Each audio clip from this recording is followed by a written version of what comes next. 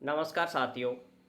आप सभी ने 8वें पे कमीशन जो कि 1 जनवरी 2026 से लागू होगा, इस पे सरकार विचार कर रही है। विपक्ष भी काफ़ी मजबूत है। इस वजह से ये फैसला कर्मचारियों के हित के लिए निश्चित रूप से लिया जाएगा।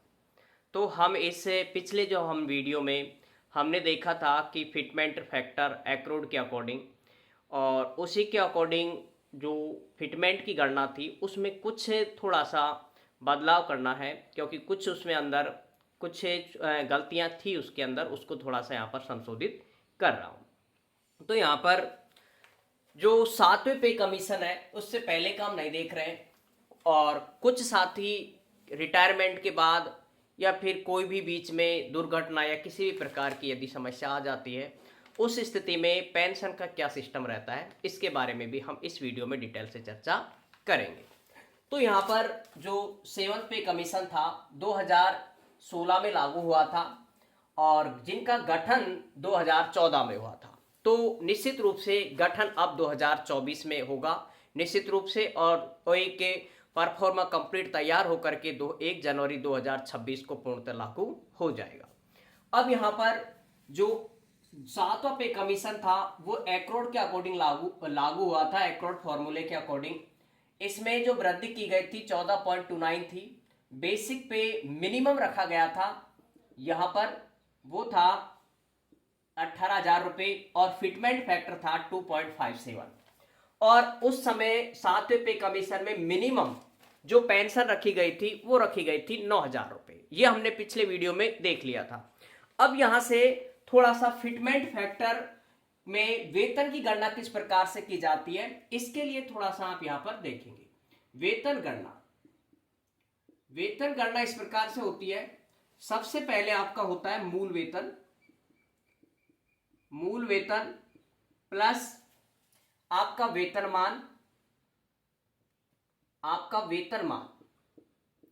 वेतनमान गुणा फिटमेंट फैक्टर, ये इसका फॉर्मूला होता है। ठीक है। पिछली बार में क्या था, इस वेतन मान को ऐड नहीं किया था, तो उसके अकॉर्डिंग सिर्फ फिर हमारे पे ग्रेड का क्या मतलब रहता है भाई, जो आपको 3600, 2400, 2800, 4200, 4800 और 5400 ये पे ग्रेड होती हैं, उनका क्या मतलब निकलेगा। इस वजह से इसका महत्वपूर्ण योगदान था कि वेतन मान को भी इसके अंदर जोड़ना है। ठीक है। जैसे मैं उदाहरण के तौर पर यहां पर जैसे 7वें पे कमीशन के आधार पे आपको बताऊं, तो जैसे मिनिमम किसी का मूल वेतन कितना है 18,000 रुपए है। ठीक है। और वेतनमान कितना है उसका, जैसे उसका है 2400 रुपए। ठीक है। इन दोनों को आप जोड़ेंगे और गुणा करेंगे फिटमेंट फैक्टर से 2.57 से। 7th पे कमीशन के अकॉर्डिंग इस तरह से फिर आपका जो पेमेंट बनता है ये बनेगी आपकी बेसिक सैलरी। ये आपकी बेसिक सैलरी बनती है। ठीक है। तो ये आपकी बेसिक सैलरी मानी जाती है, जितनी भी बनती है ये आपकी बेसिक पेमेंट है। ये था 7th पे कमीशन के अकॉर्डिंग। अब यही फॉर्मूला सेम 8वें पे कमीशन के आधार पे आप लागू करते हैं। तो यहां पर आप देख रहे हैं 8वां पे कमीशन। अब 8वां पे कमीशन है, इसमें आप यहां पर 8वां पे कमीशन सीपीसी 1 जनवरी 2026 को लागू होगा लगभग। अब यहां पर आपका डीए मर्ज होता है। डीए मर्ज किस तरह है कि 7वें पे कमीशन में ये कहा गया था कि जैसे ही कार्मिक का डीए 50% क्रॉस हो जाता है, उसके बाद में 8वां पे कमीशन गवर्नमेंट कभी भी ला सकती है। ठीक है। और सारा जो 50% क्रॉस होता है डीए, वो सभी मर्ज होकर के बेसिक पे में कन्वर्ट हो जाता है। तो यहाँ पर जो डीए है वो मर्ज होता है। अब डीए यहाँ पर जो पहले का आपका बेसिक पे था, जैसे डीए 1 जनवरी 2026 तक आपका डीए लगभग 62% हो जाएगा। भाई हर साल लगभग 3 से 4% बढ़ रहा है, हर साल में 2 बार बढ़ता है ये डीए, और उसमें यहाँ पर लगभग कितना हो रहा है 62% आपका हो जाता है। अब मिनिमम लगाया है 3% बढ़ा करके 62%, और जो आपका पहले का जो मूल वेतन था पहले का जो आपका मूल वेतन था, सॉरी बेसिक पे, जिसे कहा मूल वेतन है यही बेसिक पे, ये आपका 100% हो जाता है।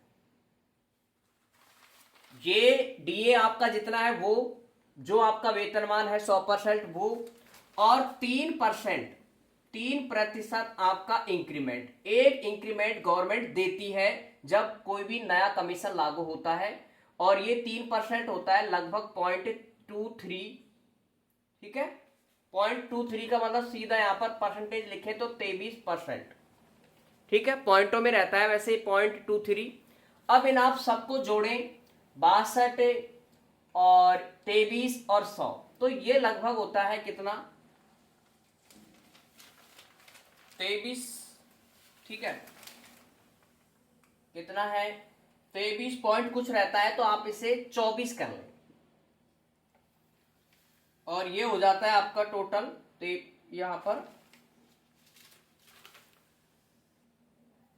यहां पर 23 का पॉइंट से ऊपर है कुछ थोड़ा, तो उसको 24 कर लें, तो टोटल मिलाकर के हो जाता है ये 186%। और इसको आप जब फिटमेंट फैक्टर में कन्वर्ट करते हैं तो ये आता है 1.86%। ये हमारा बेसिक तरीके से बनता है। ये जो आपका फिटमेंट फैक्टर आ रहा है ये आपका बेसिक तरीके से बन रहा है, जबकि मैंने पिछले वीडियो में एक्रोड के अकॉर्डिंग बताया था, वो आपका लगभग कितना था, इससे 0.3 वाला थोड़ा सा ज्यादा है, 1.89%।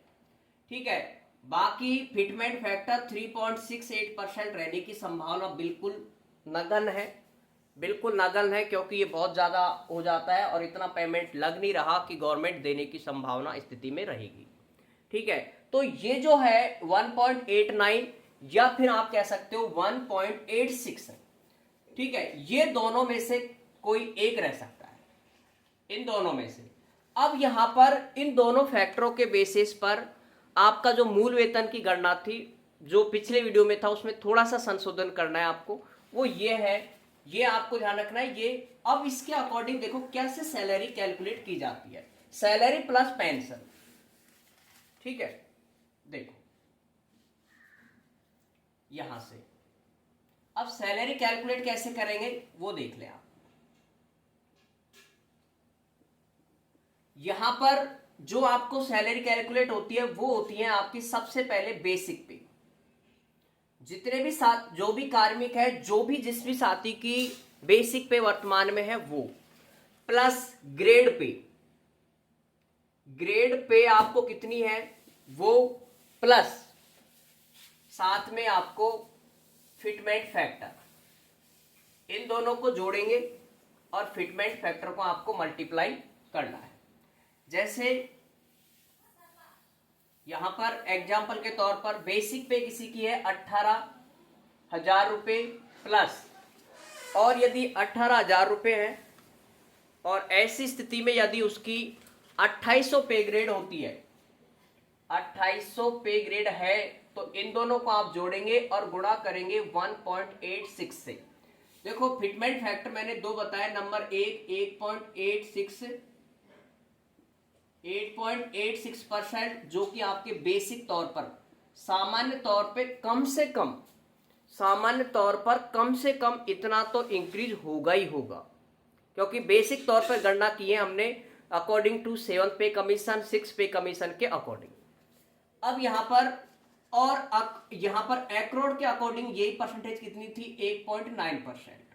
ठीक है, अब ये दोनों है जो लगती है बेसिक पे पर।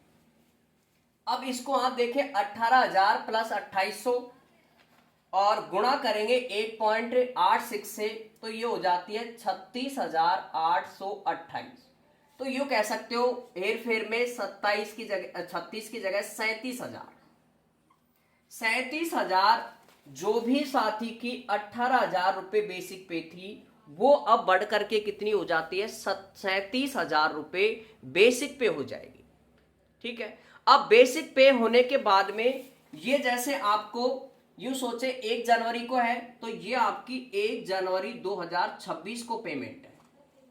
अब 1 जनवरी के बाद में लगातार 1 जनवरी के बाद 1 जुलाई 2026 तक 1 जनवरी 2026 तक आपको जो पेमेंट बनेगी वो बनेगी आपकी 27,000 प्लस डीए। डीए आपको पहली बार लगेगा, यहां पर ध्यान रखना 6 मंथ तक का डीए नहीं लगता है, कोई भी पे कमीशन लगता है तब। और एचआरए आपको इस पीरियड में भी मिलेगा, जो ये 6 मंथ का टाइम है, 6 माह का, वहां पर आपका एचआरए 4% जो भी है 4%, 6%, 8% गवर्नमेंट के अकॉर्डिंग निर्भर करेगा। इसके लिए भी एक नया रेगुलेशन तैयार होगा, जो भी तरीका उसके अकॉर्डिंग आपका 4%, 6-8% एचआरए पे कमीशन लगने के बाद से लागू होगा। ठीक है, और 6 जैसे ही 6 मंथ हो जाता है उसके बाद आपको डीए भी शामिल हो जाता है।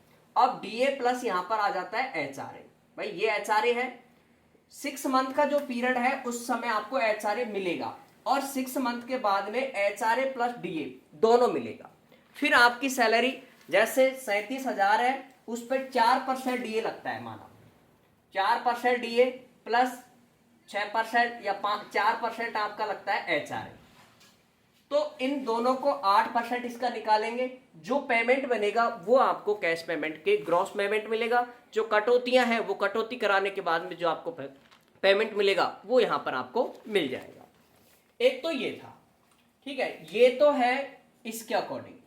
अब यहां पर यदि थोड़ा बहुत हम संशोधन करते हैं, 8.6 की जगह 8.9 करते हैं, ठीक है, तो थोड़ा सा अंतर होता है, कोई ज्यादा विशेष अंतर नहीं है इसका, थोड़ा सा अंतर पड़ता है यहां पर, कि मैं यहां पर सीधा कैलकुलेट करके दिखा रहा हूं आपको, ठीक है, थोड़ा बहुत अंतर पड़ता है। अब एक बार और की भी देख लेते हैं, 3rd grade, 2nd grade, 1st grade की, उसमें भी आपको कैलकुलेट करके दिखा है। अब यहां पर जैसे 3rd ग्रेड की हम सैलरी को देखें, 3rd ग्रेड टीचर हो या जो भी, जिसकी बेसिक पे इतनी है, माना उसकी बेसिक पे जो दे रखी अकॉर्डिंग 33,800, अब उस पे ग्रेड लगती है कितनी, 3600, और फिटमेंट फैक्टर कितना है, 8.86। फिटमेंट फैक्टर लगभग 8.6 से 8.9, 90-92 तक पहुंच सकता है, इससे ज्यादा पहुंचेगा नहीं। ठीक है, अब यहां पर 33,800, 3600 ये है, तो इसका आप कैलकुलेशन करोगे तो ये आता है यहां पर 69,564 रुपए, 69,564 रुपए 3rd ग्रेड टीचर को, तृतीय श्रेणी अध्यापक को इतना पेमेंट मिलेगा अकॉर्डिंग टू 1.86 फिटमेंटर के अकॉर्डिंग। ठीक है, अब यहां पर यदि फिटमेंटर थोड़ा सा बदलते हैं, 8.9 करते हैं, तो इसमें थोड़ा सा इजाफा होता है, वो होता है 70,686 रुपए। ठीक है, ये आपको पेमेंट मिलेगी। ठीक है, तो 3rd ग्रेड, अब 2nd ग्रेड का भी आप इसी तरह लगा सकते हो, 1st ग्रेड का भी आप लगा सकते हो, और जो भी पे ग्रेड है उसके अकॉर्डिंग आपको लगा सकते हो। ये 3rd ग्रेड का है। ठीक है, अब यदि आप यहां पर 2nd ग्रेड के लिए थोड़ा सा अनुमानित देखें, तो बस फर्क ये पड़ेगा, ये कितना हो जाएगा 2nd ग्रेड के लिए 37,800, और ये हो जाएगा यहां पर 4200। तो ये जो अंतर पड़ेगा वो हो जाएगा आपका यहां पर, ये है 78,120 रुपए, और 8.89 से करना चाहें तो ये आ जाएगा 79,380। इतने रुपए, मतलब 1,001 रुपए का यहां पर अंतर देखें तो 78-79, 1,000 रुपए का लगभग अंतर पड़ता है। 0.303 वाले में भी आप इसको ज्यादा करें तो, जैसे 86 से हमने कितना कर दिया, 89, ये ध्यान रखें 3.8 नहीं हो सकता, 3.68 तो इसका मतलब बहुत ज्यादा सैलरी हो जाती है, उसके अकॉर्डिंग आपको गवर्नमेंट इतना पेमेंट नहीं दे सकती। तो ये रहता है इसका सैलरी कैलकुलेशन। अब जो बेसिक पे बनता है, अब इसके अकॉर्डिंग आपकी पेंशन का सिस्टम क्या रहता है वो यहां पर आप देखो। ठीक है, देखो यहां पर जो पेंशन किस तरह से बनती है, ये देखिए, पेंशन सिस्टम इस तरह से होता है, इसका रूल बेसिक पे और बेसिक पे के साथ साथ में बेसिक पे का 50% प्लस DR, ये इसका रूल होता है। जो बेसिक पे, जैसे मैंने यहां पर इसको इसलिए नहीं मिटाया अभी कि इसका बेसिक पे यहां पर मैं यूज लूंगा। यहां देखें कि बेसिक पे का 50% ये आपकी बेसिक पे है, और इसका आपको अब देखो 8वें पे कमीशन में क्या फर्क भाव पड़ेगा। 8वें पे कमीशन पहले आपकी बेसिक पे कितनी थी, 37,800। अब वर्तमान में जब 8वां वेतन लग जाएगा तब आपकी बेसिक पे कितनी हो जाएगी, 78,120 रुपए। फिर आपकी बेसिक पे हो जाएगी 78,120। तो आप सीधा फिगर काउंट में सुविधा रहे इसलिए 78,000 रुपए लगाओ। इसका आपको 50% निकालना है, ठीक है, और प्लस करके कितना करना है आपको DR। ध्यान रखना जो रिटायरमेंट के बाद होता है वो DA की जगह होता है DR, ठीक है, डियरनेस रिलीफ। DA देखो एक होता है DA, तो DA तो आपको जब आप जॉब में होते हो रेगुलरली तब आता है डियरनेस अलाउंस, और जब आप रिटायरमेंट हो जाते हो तब होता है डियरनेस और रिलीफ, ठीक है, रिलीफ होता है वो। अब यहां पर बेसिक पे का 50% प्लस DR, दोनों का जो रेट होती है, जैसे ये 50% है वर्तमान में, तो अभी वर्तमान में ये भी कितना होगा, 50 होगा। और जब 8वां पे कमीशन लग जाएगा तब तो इसका मामला बिल्कुल क्या हो जाएगा, यहां से खत्म, क्योंकि इनकी रेट DA की या DR की रेट कितनी हो जाती है, शून्य हो जाती है। 6 माह तक शून्य रहेगी, फिर आपको आगे का मिलता है। अब इसका 50% सीधा आप देखें तो इसका 50 निकालेंगे तो इसका आधा कर लो, ठीक है,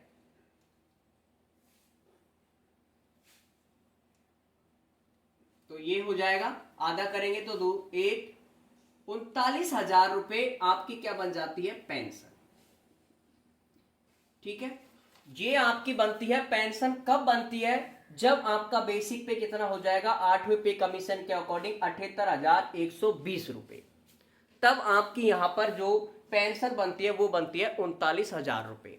अब यहां पर जैसे ही 1 ईयर हो जाएगा कंप्लीट, तो 1 ईयर होने पर जितना DA बढ़ता है, DA का मतलब DRA या DA बढ़ता है, DA या DRA जितना बढ़ता है, जैसे 4% बढ़ा तो इसका 4% और ऐड कर दो, ये रहता है इनका रूल। अब थोड़ा सा एक रूल और होता है पेंशन के अंतर्गत, वो भी आप यहां पर देख सकते हो, क्योंकि पेंशन में ज्यादा प्रॉफिट आगे मिलता है, धीरे धीरे देती है गवर्नमेंट। यहां पर जो पेंशन का एक अलग से रूल और है कि जैसे ही गवर्नमेंट के अकॉर्डिंग ये रूल चलता है, रूल नंबर 49A2 में है ये, ठीक है, पेंशन के रूल आप पढ़ोगे तो उसके अंदर 49A2 के अंतर्गत ये एक्सप्लेन किया हुआ है कि यदि किसी की 80 से 85 ईयर का वो हो जाता है तो उसको 20% किसका, बेसिक पे का, ये सारी बेसिक पे पर लागू होती है ये एक्स्ट्रा पे, बेसिक पे का 20%, बेसिक पे का 20% आपको एक्स्ट्रा क्या मिलती है, पेंशन मिलती है। कब मिलती है ये, जब आप 80 से 85 साल के हो जाते हो तब, और 85 से लेकर के 90 तक ये मिलती है 30%, और 90 से 95 तक ये मिलता है 40%, और 95 से लेकर के 100 तक ये मिलता है 50%, और इसके बाद यहां पर 100 प्लस हो जाता है कोई तो उसको मिलती है 100% एक्स्ट्रा पेंशन। ये पेंशन नहीं है, पेंशन के अलावा देखो, जैसे ये 39,000 रुपए मिले, 39,000 रुपए में यदि किसी को 50% यदि वो 95 साल से 90 का हो, 95 से 100 का हो गया, या फिर 85 से 90 का हो गया, तो इसका 30% और ऐड कर दो भाई, इसका आप 30% और निकालेंगे तो यहां पर ये कैंसिल करेंगे तो कितना है, 2 0 9 27 2 3 9 2 11, 11,700 रुपए इसमें और ऐड कर दो, 39,000 में 11,700 रुपए भी आप ऐड करेंगे तो कितना हो जाएगा, 0 और ये 5, 50,700 रुपए आपको क्या मिलेगी, पेंशन मिलेगी। ये है पेंशन। अकॉर्डिंग रूल 49A(2) के अंतर्गत।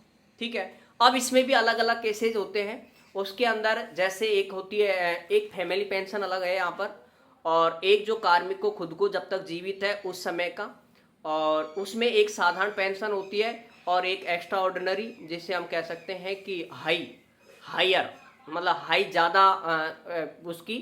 तो उसमें दो प्रकार की पेंशनें चलती हैं, एक में मिलता है 30% आपको, एक में मिलता है 50% आपको। ठीक है, 30% आपको जब मिलता है जब आपकी माना किसी कारणवश से डेथ हो गई हो और आपकी पेंशन का भुगतान आपके वाइफ को हो रहा है, तो उसके लिए मिलता है 50% का। और यदि आपके वाइफ की बजाय, आपके बच्चों की बजाय आपके पेरेंट्स को मिलता है, तो उसमें मिलता है आपको 30% एक्स्ट्रा। इसके अलग से रूल है जो मैं आपको एक अलग से वीडियो में आपको इंक्लूड यहाँ पर बता दूंगा। तो ये कुछ थी बेसिक पे। अब इसके अंदर बेसिक पे भी मैंने यहाँ पर बता दिया और पेंशन का भी यहाँ पर बता दिया अपने अकॉर्डिंग। यहाँ पर जैसे आर्मी है उसके अंदर MSP लागू हो जाता है। ठीक है, उनके थोड़े से रूल है, सेंट्रल गवर्नमेंट है और स्टेट गवर्नमेंट है, ये पूरे रूल स्टेट गवर्नमेंट पे लागू होते हैं और उस पर थोड़ा सा प्रभाव पड़ता है, एक MSP का प्रभाव पड़ता है। और इसके अलावा देखो जो भी उनके डियर अलाउंस होते हैं, सॉरी HRA है, वो आपको सिटीज के अकॉर्डिंग मिलता ही है। तो ये रहता है 8वें पे कमीशन के अनुसार। अब कुछ साथ ही इस चीज को भी फेक न्यूज के तौर पर देखते हैं कि कुछ नहीं होने वाला। तो देखो कोई भी आयोग गठित होता है, कम से कम उसको 2 साल का समय लगता है। 7वां पे कमीशन गठित हुआ था उस समय 2014 में वो गठित हुआ था और 2016 में जाकर के लागू हुआ था। सेम उसी प्रोसेस पे 2024 में अब 10वां पे कमीशन है। विपक्ष बहुत मजबूत है, तो निश्चित रूप से आपको पता है विपक्ष मजबूत होने पर स्थितियां ये रहती है कि निश्चित रूप से सरकार हमेशा कार्मिकों के, अर्थात कार्मिकों के और जो भी जनता है उसके हित में ही फैसला लिया जाता है। तो निश्चित रूप से 1 जनवरी 2026 को 8वां पे कमीशन पूरी उम्मीद है लागू होने की। इसकी मांग बहुत पहले से भी थी, लेकिन बीच में एक देखो एक तरफा रहता है, तो उसमें थोड़ा सा किसी को भी है डाउटफुल रहता है।